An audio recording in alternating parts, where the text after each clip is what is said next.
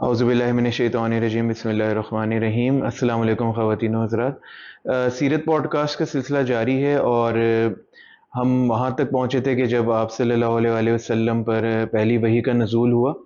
तो इजाज़ भाई, इस हवाले से सवाल था कि वही की इक़साम के हवाले से भी कुछ हमें मिलता है कि जी, बड़ा अच्छा सवाल है जी। अल्लाह करीम जब अपने नबियों पर वही भेजता रहा, चूँकि अब तो वही का सिलसिला बंद हो गया, जी। वही का सिलसिला सरकार ख़त्मी मरतबा सल्लल्लाहु अलैहि वसल्लम के ज़ाहिरी दुनिया से वापस तशरीफ़ ले जाने से ख़त्म हो गया।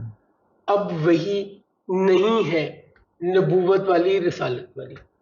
वैसे तो अल्लाह करीम ये कहता है लफ्ज़ वही इस्तेमाल करते हुए कि मैं शहद की मक्खी को वही करता हूँ जब वो शहद बना रही होती है, बट जिस वही की हम बात कर रहे हैं, अल्लाह का हुक्म, हिदायत, दीन, उसकी वो सिलसिला बंद हो गया, अब किसी पे नहीं। वही का सबसे पहला जो तरीका हुआ करता था वो सच्चे ख्वाब। सरकार ख़त्मी मरतबा 6 महीने पहले अपनी ऐलान नबूवत से आपको ख्वाब आया करते थे जो अगले दिनों में सच और प्रैक्टिकल मटेरियलाइज होते नजर आते थे। उसके बाद अल्लाह करीम दिल में ख्याल डाल देते हैं। सरकार फरमाते हैं कि अल्लाह ने मेरे दिल में ख्याल डाला कि कोई इंसान उस वक्त तक नहीं मरता जब तक वो अपना रिज्क खा न ले। तो इसलिए पाक साफ रिज्क ढूंढा करो। यानी रिज्क का ताल्लुक मौत से, जिंदगी से है। हम जो इकट्ठा करने के चक्कर में हेरा फेरी, गलत सही, अपनी मौत को जल्दी बुला रहे हैं। जब तक मैंने अपना रिस्क नहीं खा लेना, तो हलाल तरीके से खाऊं ना, पाक साफ खाऊं ना, बेशक, ताकि मेरे मामलात अच्छे रहे जी। तीसरे, अल्लाह करीम फरिश्ते को भेजता है। वो फरिश्ता फरिश्ते की सूरत में आता है। रिसालत में पे आते रहे, जिब्रील इसी रूप में भी आते रहे। फिर वही की एक सूरत ये होती रही कि इंसानी रूप में फरिश्ता आता है जी। सरकार ख़त्मी मरतबा सल्लल्लाहु अलैहि वसल्लम खड़े, दिया कल्बी, दिया बिन खलीफा कल्बी, दाल ज़ेर है उसके नीचे, हे हलवे वाली, ये हे दिया बिन खलीफा कल्बी, बनी कल्ब से ताल्लुक था तो इसलिए कल्बी काफ डंडे वाला घोड़े के साथ खड़े और रिसालत में आपसे बातें कर रहे हैं। सईदा आयशा सरकार से कहती हैं मैं देख रही थी आप दिया कल्बी आए हुए थे और आपसे बातें कर रहे थे। तो आप फरमाते हैं वह दिया कल्बी नहीं थे, वो जिब्रील थे। अच्छा, वो किसी सहाबी इंसान का रूप धार के आ जाते थे। कल्बी की शक्ल सूरत रसूलुल्लाह सल्लल्लाहु अलैहि वसल्लम से मिलती थी। अच्छा, और बहुत खूबसूरत थी। ये वही सहाबी हैं जिनको हिरकल शाम के फरमारवा या बादशाह के पास हुजूर ने खत देकर जिसे भेजा था, वो दिहिया कल्बी ही थे, जो कहते हैं कि मैंने तस्वीर देखी हैंड ड्रॉन। तो उन्होंने पूछा कौन है, मैंने कहा रिसालत माब है। मैंने पूछा तुम्हारे पास ये तस्वीर कैसे आई, तो उन्होंने कहा इल्हामी किताबों में और हमारे उलमा जो हमारे बुजुर्ग अंबिया जो गुजरे वो जो निशानियां बताते हैं हमने उनको कंपाइल करके ये ड्रॉ की हुई। तो दिया कल्बी की शक्ल में भी आते रहे। फिर एक तरीका ये हुआ कि जिब्रील अपनी असल शक्ल में आए। उस वक्त रिसालत में आप सल्लल्लाहु अलैहि वसल्लम के अलावा किसी को नजर नहीं आए, जैसे गारे हिरा में अपनी असल जिसमें आए होंगे। जी जी, उसके बाद भी अच्छा ये जो जिब्रील का असली शक्ल में आना है ना जी, ये हर नबी पे नहीं हुआ। अच्छा, यानी ये बड़े ही आला लेवल है वही का कि जिब्रील अमीन अपनी असल शक्ल सूरत में आई। ठीक, उसके बाद क्या होता रहा, फिर वही जब आया करती थी ना तो रिसालत में आप सल्लल्लाहु अलैहि वसल्लम के चेहरे पे पसीना, सर्दियों में भी पसीना मोतियों की तरह चमका करता था और सर्दी की कैफियत होती थी। और अगर मुमकिन होता तो हुजूर लेट जाया करते थे जी। रिसालत में आप सल्लल्लाहु अलैहि वसल्लम पर जब वही नाज़िल होती थी ना तो आपके जिस्म अतर पे, चेहरे पे, जिस्म पे पसीना आता था, आप कोशिश करते थे लेट जाओ। अगर ऊँटनी पे سوار ہوتے تھے تو اونٹنی اس بوجھ سے، اللہ کے کلام کے بوجھ سے بیٹھ جایا کرتی تھی، اس کی آنکھوں میں آنسو آ جاتے تھے. اور ایک بڑی امپورٹنٹ بات یہ سنیے کہ قصوہ واحد اونٹنی ہے جس پہ اللہ نے وحی نازل کی، یعنی اونٹنی پہ نہیں کی، سرکار سوار تھے قصوہ اونٹنی پہ اور وحی نازل اس وقت ہوئی سو یہ عزت اس اونٹنی کو بھی حاصل ہوئی. پھر میں واپس آتا ہوں، یہ عام اونٹنی نہیں ہے. جیسے آپ نے پچھلی کچھ ایپیسوڈ میں بتایا کہ ہر شے خاص تھی اس زمانے چنے میں، ہوئے، چنے ہوئی تھی. یہ اونٹنی اونٹنیوں کی سردار تھی، بڑے بڑے عہدے کی اونٹنی تھی.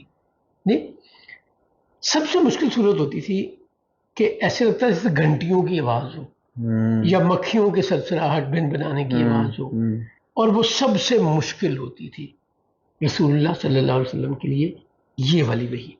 جو زید بن ثابت رضی اللہ تعالیٰ عنہ کے تھائی پہ سرکار کا گھٹنا تھا اور وحی نازل ہونا شروع ہو گئی، وہ اسی قسم کی وحی تھی جس میں زید بن ثابت کہتے ہیں کہ مجھے ایسے لگتا تھا میری تھائی کی ہڈی ٹوٹ جائے گی. یہ سب سے مضبوط اور بڑی ہڈی ہمارے جسم میں یہی ہوتی ہے. تو یہ وحی کا ایک اور طریقہ تھا. ایک طریقہ وحی کا یہ تھا کہ اللہ کریم اپنے نبی سے بات کرے. موسیٰ علیہ السلام سے بھی اللہ نے کی، اور انبیاء سے قرآن کہتا ہے اور انبیاء سے بھی کی، ان کا نام تو نہیں ملتا لیکن کی. اور رسالت مآب صلی اللہ علیہ وآلہ وسلم سے بھی کی.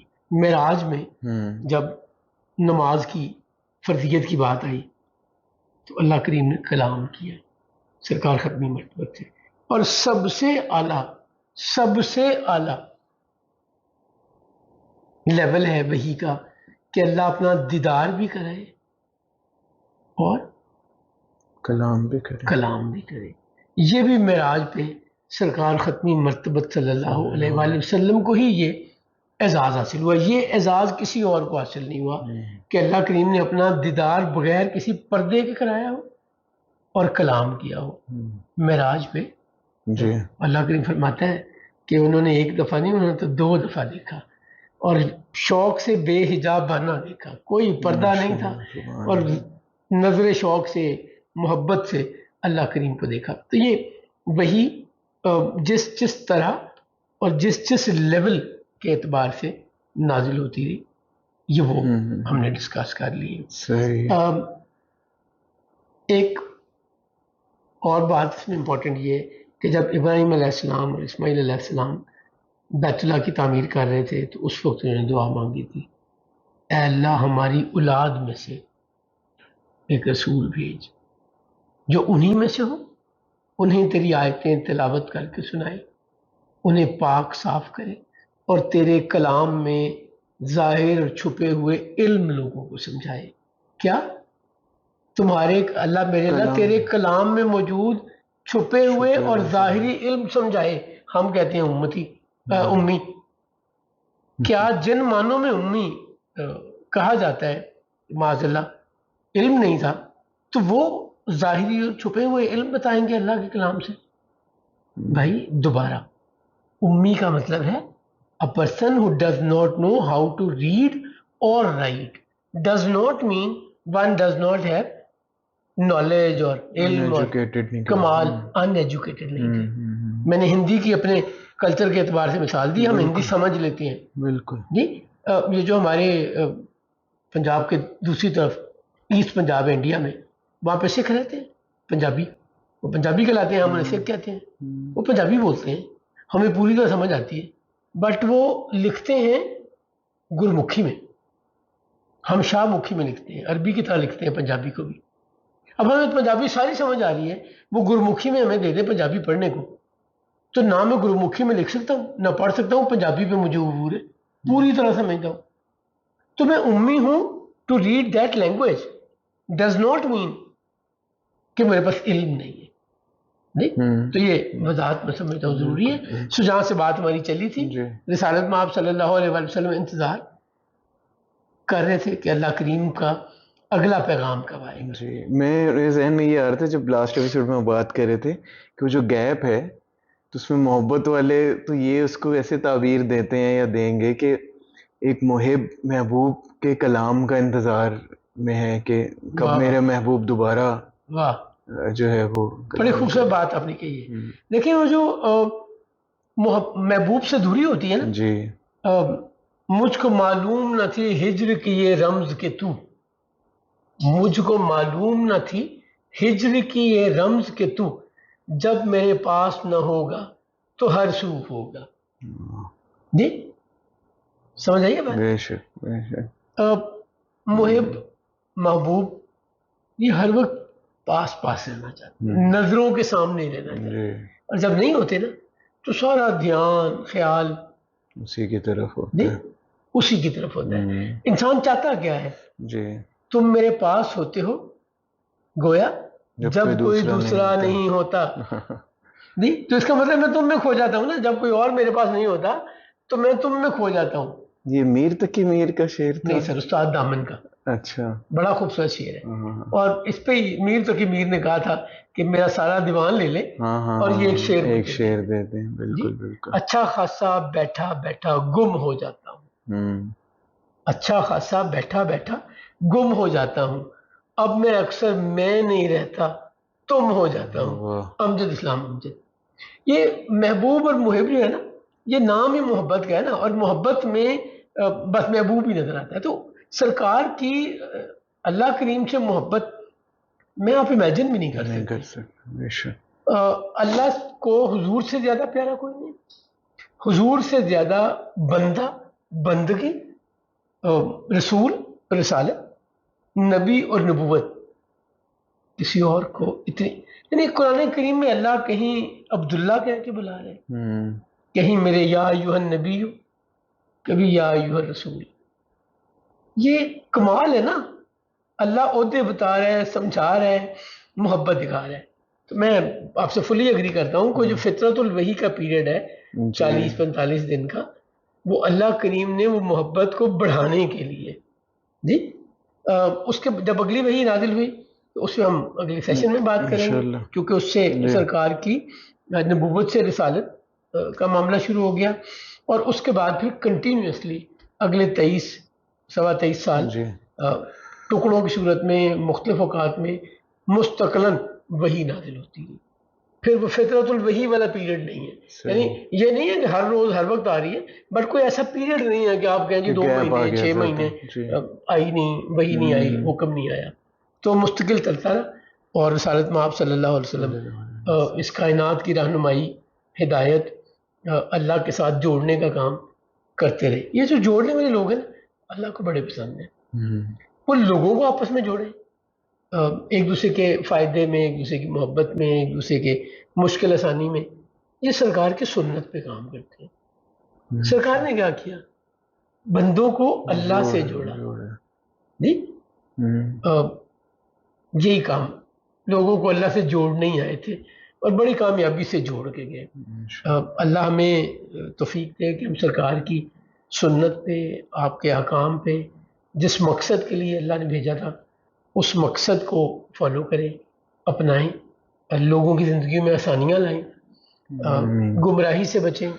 جو لوگ ادھر ادھر کی باتیں بھٹکاتے ہیں، ہمیں اگر پہچان ہو گئی نا آ گئی سرکار ختمی مرتبت صلی اللہ علیہ وسلم کی، تو ہماری دنیا بھی سنور گئی، آخرت بھی سنور گئی. ایک چھوٹی سی بات اور ایڈ کرنا چاہتا ہوں. ہمیں عموماً پڑھایا سمجھایا جاتا ہے آخرت آخرت آخرت.